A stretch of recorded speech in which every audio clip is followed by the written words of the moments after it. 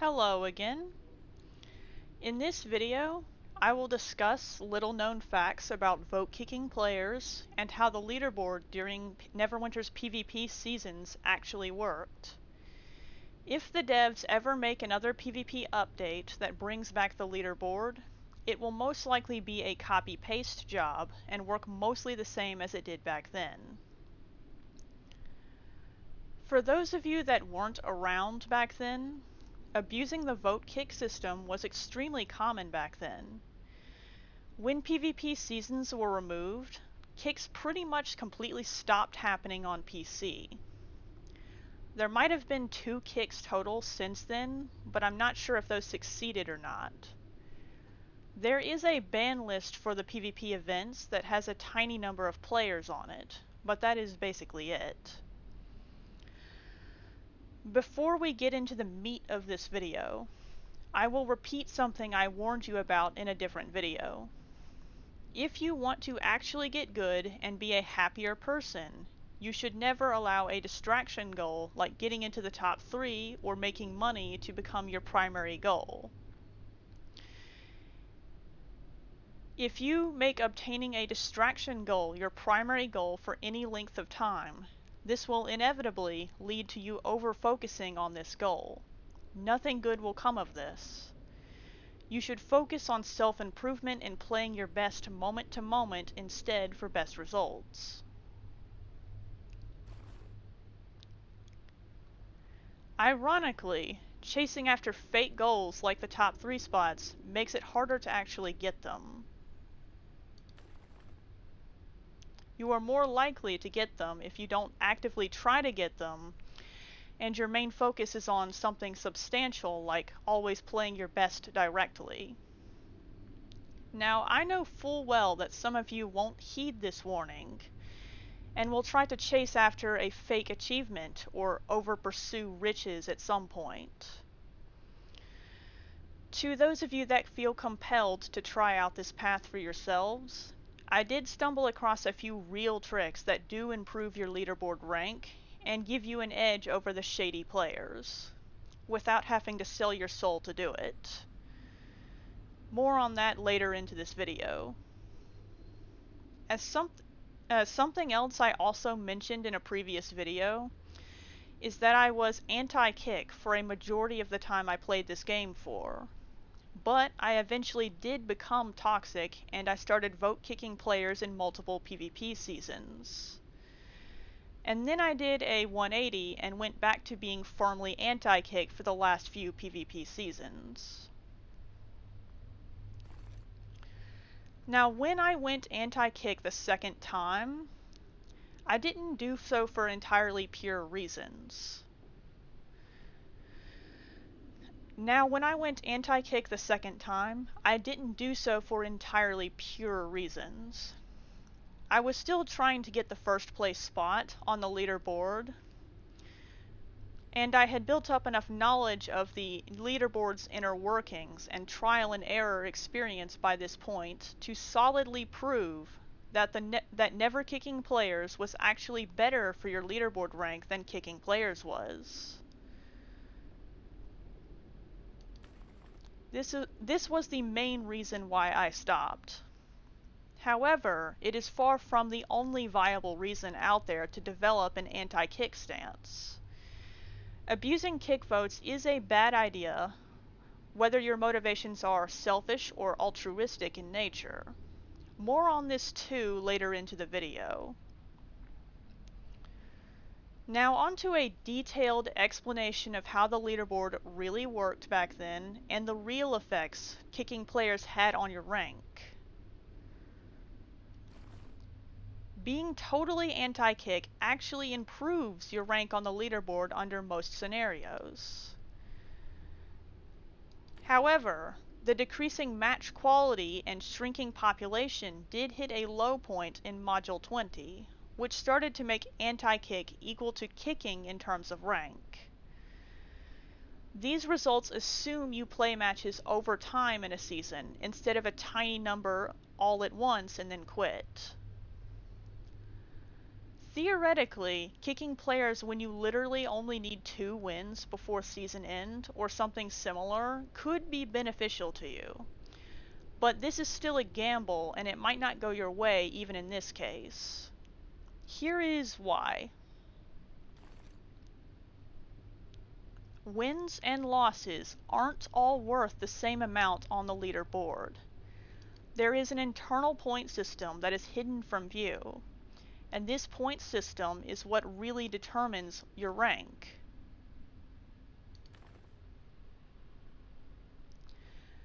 The value of a win or loss is dependent on the combined rank of the team you fight, and if they are a higher combined rank than your team is or not.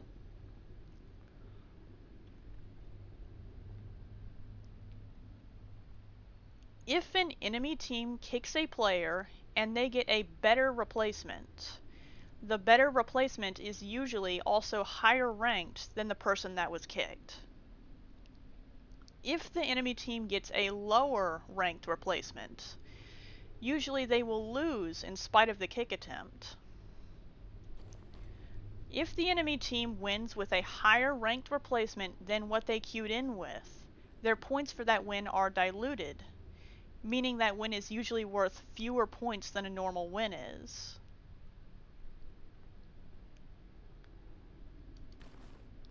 Often, good players are fed extra points from enemy teams attempting to kick to win versus them. The enemy team often loses in spite of bringing in the higher ranked replacement, resulting in the team that didn't kick getting extra points for that win and the losing team dropping more spaces on the board than they would have if they hadn't kicked. Your rank notably becomes more stable when you don't kick anyone too, meaning it's easier to keep the rank you earn and stay in that general area on the board. It is usually more time consuming and less reliable to advance using big streaks of low quality wins than it is to go for a smaller number of normal and high quality wins. A large but low quality win lead is also easy to pass by players whose internal points are around the same from a smaller number of wins. The player with consistently better quality wins than their opponent has the advantage in most circumstances.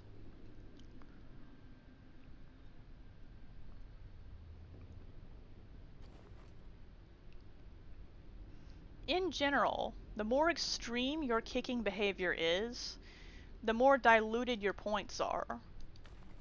I've seen players with 15 plus win leads for a normal number of games end up on pages 2, 3, and 4 before from this. Had those 15 wins been normal wins, they would have been on first page easily back then. However, when you don't kick, you are still vulnerable to getting your points diluted by the enemy team ending the match 4 versus 5. Enemy teams I was matched against ended 4 versus 5 a lot more often in mod 20 than they had in previous mods. This was in large part due to the population drop paired with kick abusing players' usual antics. Instead of getting a replacement player like they were accustomed to, they often wouldn't get anybody at all. On top of that, there were some weird players that kept voluntarily leaving matches back then too. I can remember people just suddenly bailing from games with no explanation. Both of these scenarios dilute the winning team's points for won matches. This phenomenon is what caused anti-kick to become equal to kicking for your rank, instead of anti-kick giving you an advantage like it had in previous modules. Here is a note on an important variable that can cause unexpected results for individual teams you try to guess the combined rank of. Notably, unranked players are an odd case when it comes to how they are matchmade. Unranked players are more likely to be placed on the same team as a high-ranked player, but they are worth significantly more points than a low-ranked player is. This can cause teams you fight to have an inaccurate combined rank. Any player that has played fewer than the bare minimum 6 games in an in-progress season is unranked.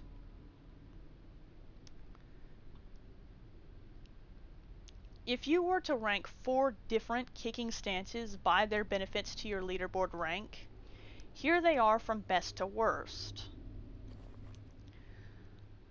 Number 1. The best thing for your rank is when nobody kicks anyone and you don't either. The longer you go without encountering any kickers, the more your rank starts to resemble your actual skill level. It's still not a perfect match to your skill, but it is a lot closer to it when nobody is kicking. For a good player, this is excellent for your rank. You now have a lot more control over your rank, and it nearly always ends in you having a higher rank than you would if players around you are kicking.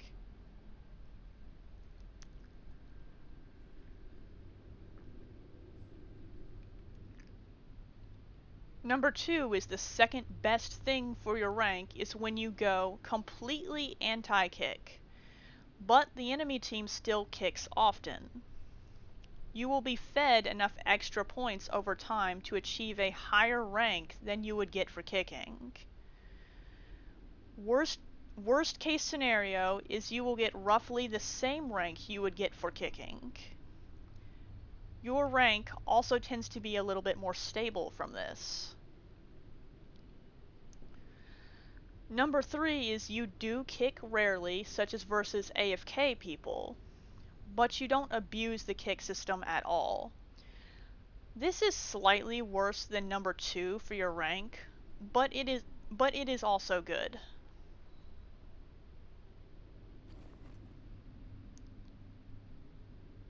Number 4 is you abuse the kick system and kick players often. This will get you roughly the same rank you would get for being anti-kick at best. Most of the time your points will be diluted and worse than if you were anti-kick. You will need a larger quantity of won matches to achieve the same rank as someone who is anti-kick usually. Another thing I ran into once when trying to get into the top 3 spots is that there appears to be a penalty now for accepting 0-1 matches if you were in the top 3. This doesn't seem to apply for any of the other spots. A 0-1 match is when you get a match pop from an already in progress match and one of the teams is missing a player.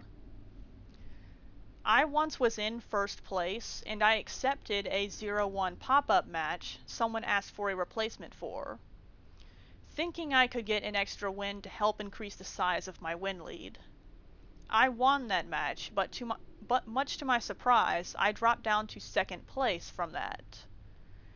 The neighboring players' match tallies hadn't changed, so I could rule out one of them doing something to pass me.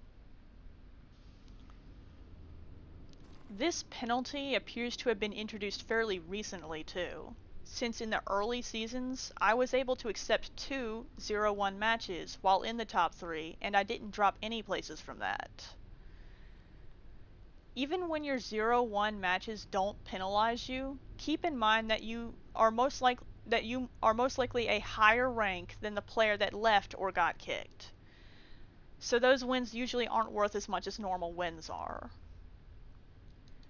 A lot of times, the players who ask for replacements for their 0-1 matches are desperate and will say whatever they think you want to hear to get you to accept the pop, meaning you have high odds of entering a hopelessly lost match.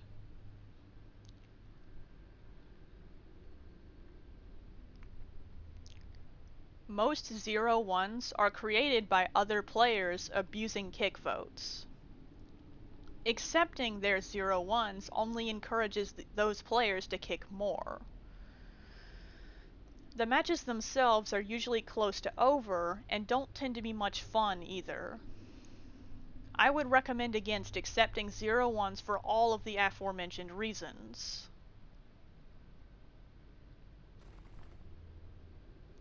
However, if you decline them, I'd be careful about continuing to decline them over and over. You should wait for someone else to take it, so you can make as few declines as possible. The reason being is there is either a known bug or a penalty that can happen where you go down a few spots in rank after repeatedly declining a 0-1. Now that I've covered how the leaderboard worked, here are some of the other reasons various players gave me back then for why they vote kick players. And an explanation as to why kicking doesn't work for any of these purposes either.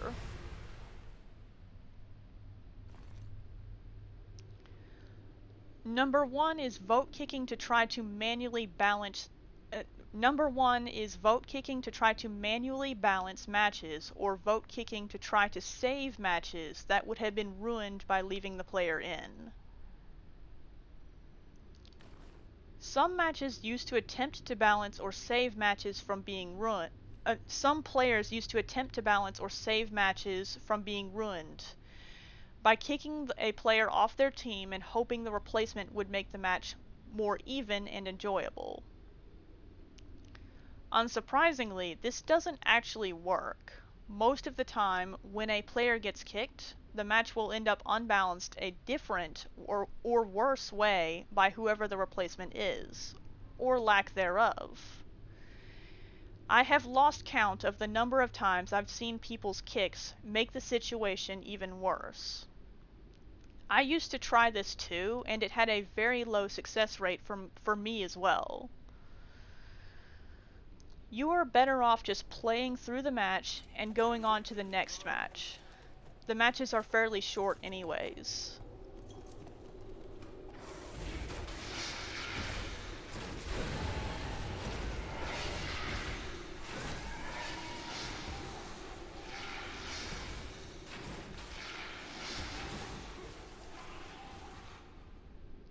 Number 2 is trying to get rid of trolls.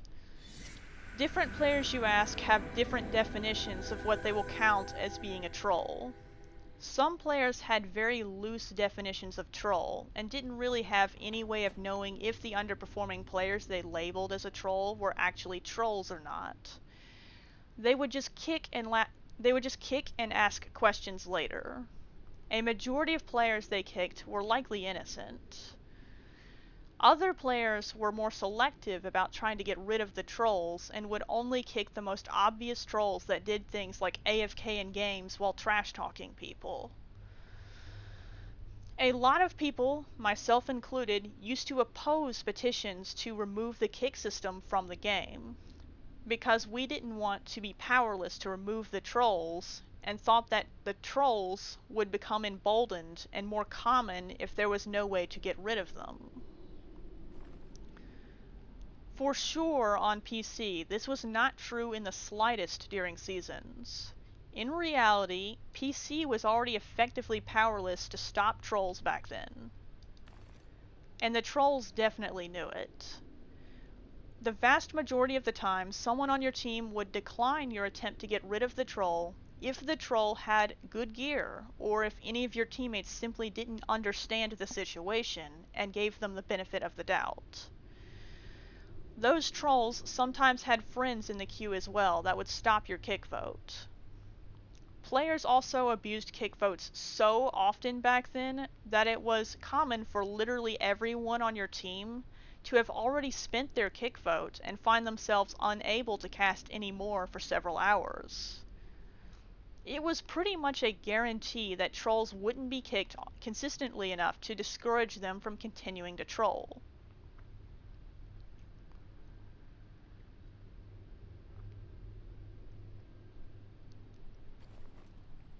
To make matters worse, some of the big-name trolls on PC were more subtle or only trolled in around 50% of the matches they played or less, which made it harder to prove that they were trolls. Some of them would target specific people they didn't think would record it, and act like angels in front of people they thought would put a lot of effort into getting them in hot water. Some of them didn't speak much either. I can remember me and several other players making a logical fallacy back then too, where we assumed that a troll stopping for the night meant that we must have won and successfully driven the troll out. In reality, the trolls always had been there for several hours already, and probably only stopped because they had other things to do.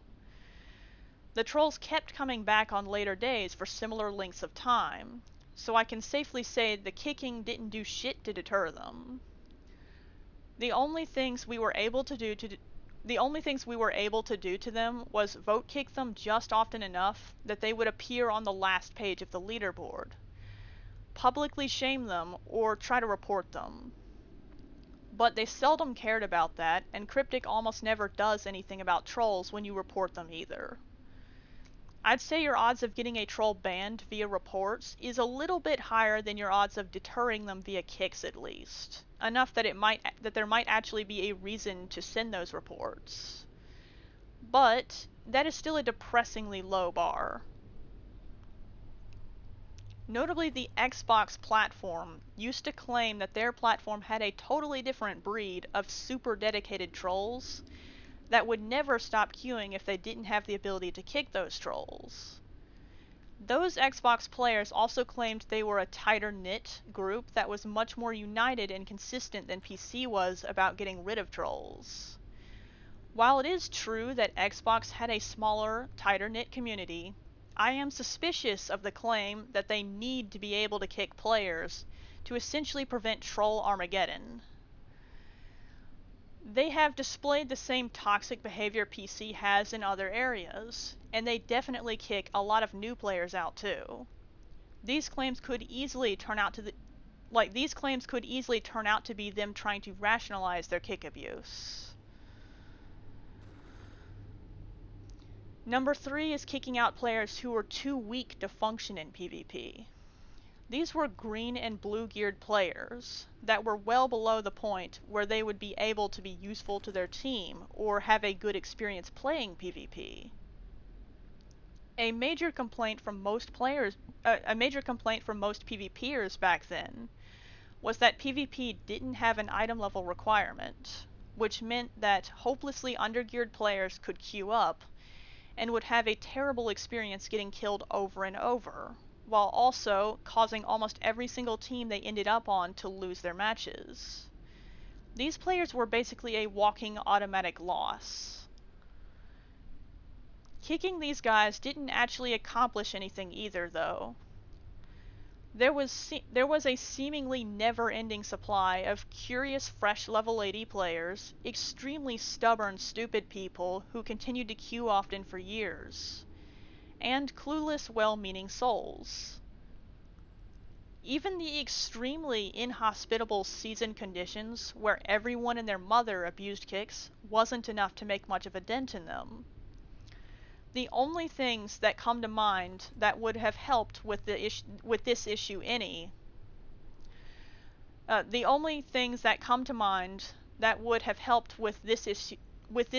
in any significant way would be Cryptic introducing a bare minimum item level requirement or removing most or all of the gear gap from PvP.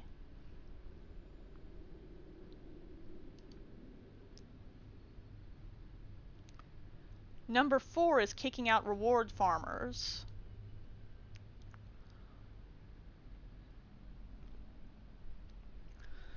PvP back then had a huge problem with players from all demographics exploiting the bare minimum. PvP back then had a huge population. Number 4 is kicking out reward farmers. PvP back then had a huge problem with players from all demographics exploiting the bare minimum participation rewards on their crappy alts. Tons of players used to queue for their bare minimum 6 games on every character they had, so they could get as many expensive goodies to sell on the auction house as possible. This came at the expense of anyone who actually wanted to play PvP and not have to deal with their matches being ruined by lazy, greedy assholes who had no intentions of actually trying to play well. A lot of players that fit this description had obvious indications that they had the funds to make good PvP characters, such as having Lionheart weapons equipped on characters that were wearing primarily Undermountain level up gear. A lot of these characters had account handles that were an exact match for many well-known geared players. Unfortunately, trying to deter these guys by kicking them also proved fruitless. These rewards were participation rewards. Didn't matter to them if they get kicked a few times. They would just keep queuing up until they got their minimum 6 games. Rinse and repeat.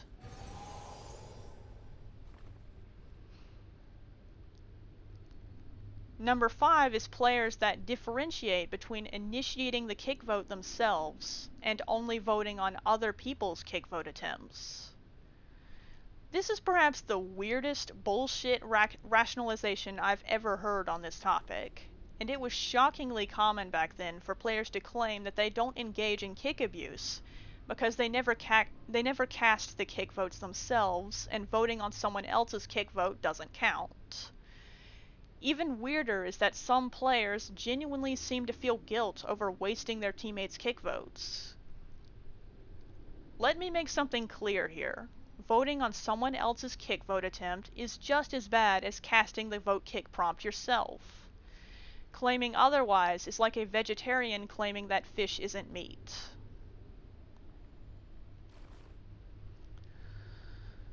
Number 6 is vote kicking to try to counter other vote kickers.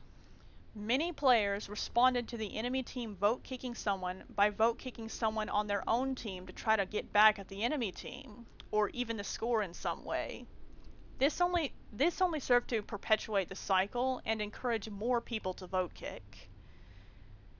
As I mentioned in the section on kicking to try to balance matches, this doesn't actually work to balance matches in the vast majority of cases. It frequently makes the situation worse, in fact. Number 7 is vote kicking because you generally don't like losing. Wins obtained by kick voting typically even out over time due to them being subject to RNG. And the point value of most of them will be lower than normal wins, as I explained earlier. They are very unsatisfactory wins because you didn't really earn them as well. Trying to use them as bragging rights isn't going to fool anyone that matters either. Good players will see through it. Another consideration about kicking players that frequently applies regardless of whether or not a kick was justified or not is that it is unfair to all of the other players inside the match and worsens everyone's quality of life. If you kick often, regardless of the reason, this frequently changes the match outcome unfairly partway through the match and throws off the point system. We don't need any more frustrating layers of RNG added to solo queue.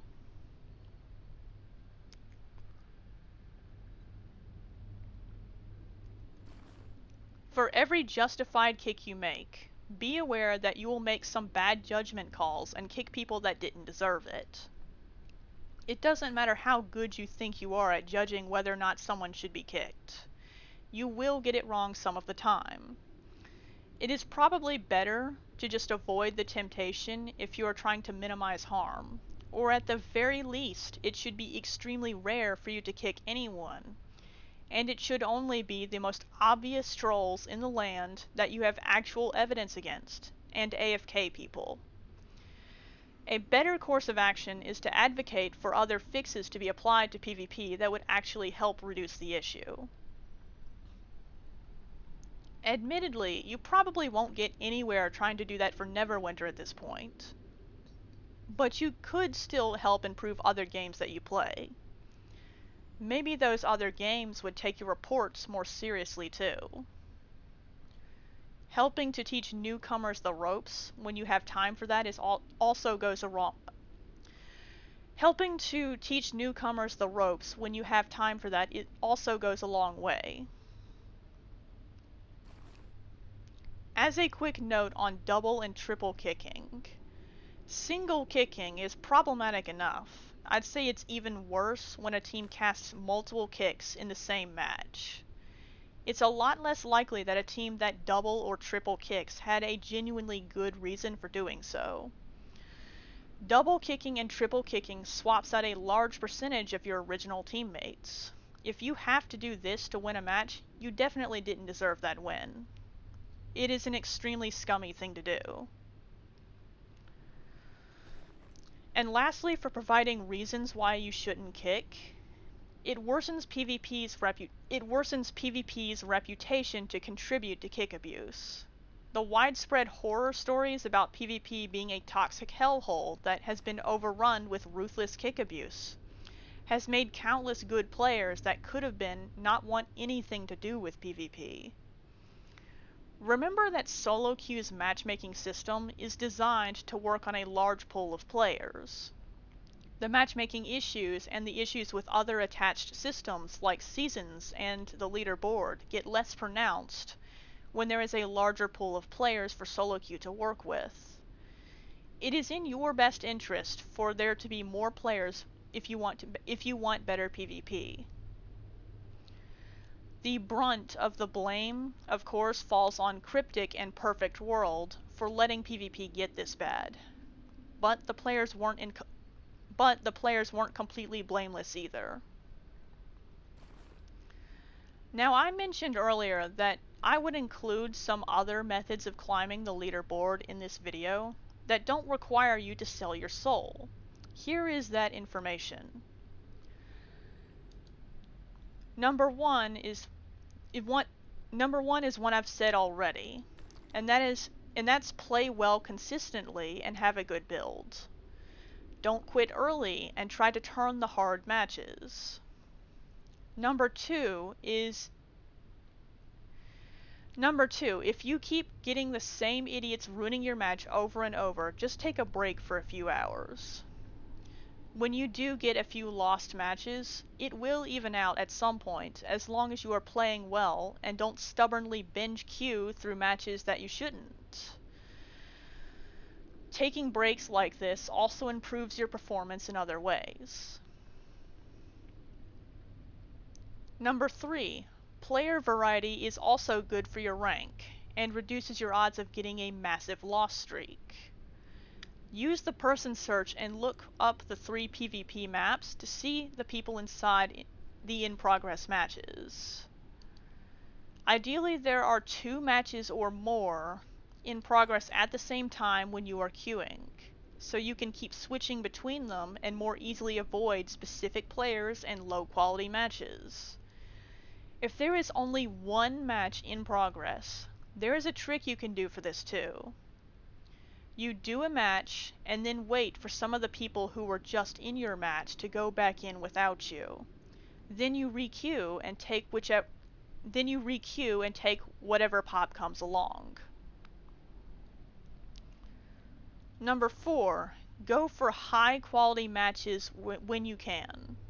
Watch for times of day you see a lot of good players queuing. Also, keep an eye on what the pugs are like at that time. Matches filled with mostly mid-tier players are usually good too. You usually don't want matches with lots of really bad pugs, though some classes are better equipped to handle matches filled with the worst pugs than others, so I would keep that in mind too. Class role composition of the matches and specific players can also have an impact on your odds of winning them, such as avoiding the queue when there are too many healers as an example.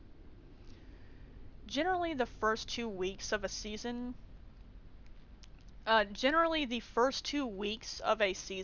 offer more opportunities to get high quality matches as well.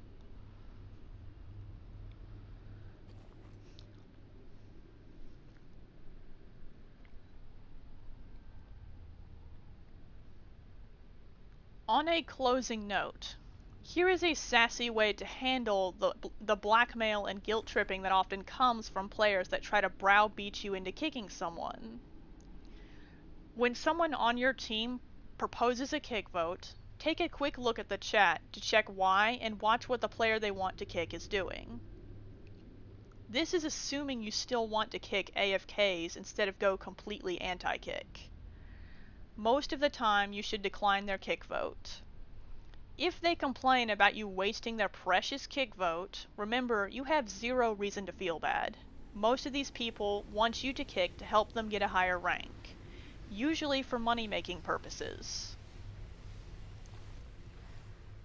Funnily enough, the best way to help your teammates get what they want is to decline every last one of their kick votes. They just don't know it. If they come at you with another reason, the reasons they will give you are all likely to be total BS or things that kicking doesn't actually help with in spite of their intentions. If they go AFK themselves because you didn't kick the person they demanded you to kick, don't worry about it. It will even out, and you can just go do another match. That is everything for now, guys. See you next time.